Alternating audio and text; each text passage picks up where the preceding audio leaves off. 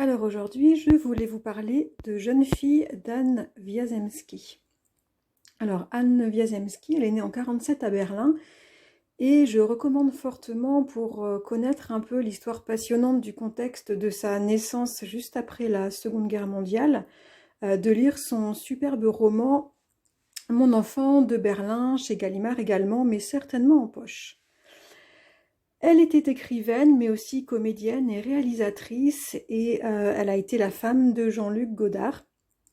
Elle a écrit une bonne dizaine de romans, je crois. Elle est décédée en 2017. Alors, Jeune fille est un roman qu'elle a écrit en 2007. Elle nous raconte sa rencontre dans les années 60 avec le cinéaste Robert Bresson.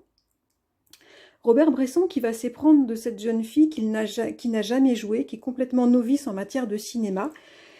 C'est sa belle-sœur, la belle-sœur d'Anne Wiazemski, qui elle-même a joué avec lui, qui va la lui présenter, et il la recrutera pour le premier rôle de son film Au hasard Balthazar, qui est sorti en 1966.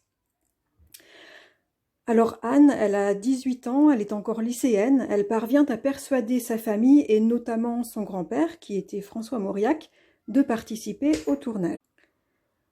Le temps d'un été, Anne Wiazemski fera l'expérience de l'ambiance et des exigences d'un tournage. C'est vraiment très intéressant à suivre. J'ai appris plein de trucs.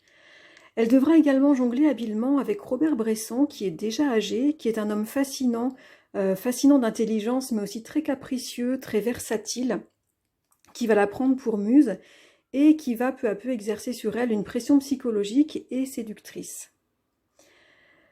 Alors Anne, j'essaie de vous montrer le résumé. Voilà. Alors, Anne, très timide, assez peu affirmée encore, elle n'a que 18 ans, est persuadée que cet été va changer sa vie. Elle dit à un moment donné, une nouvelle existence m'attendait, dont j'ignorais tout, mais qui allait modifier profondément le cours de ma vie, je le savais, je le voulais. Et ce sera le cas. Subtilement, sans jamais céder au cinéaste, mais en jonglant habilement avec ses qualités, elle s'ouvrira à ses sens, à sa vie, à la vie.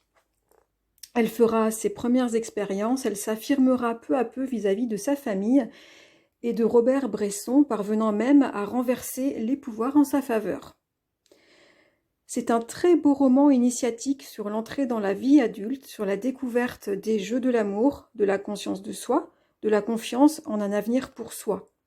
C'est également une belle immersion dans la société conservatrice des années 60 et dans la troublante et fascinante personnalité de Robert Bresson. J'ai beaucoup aimé cette lecture. À bientôt!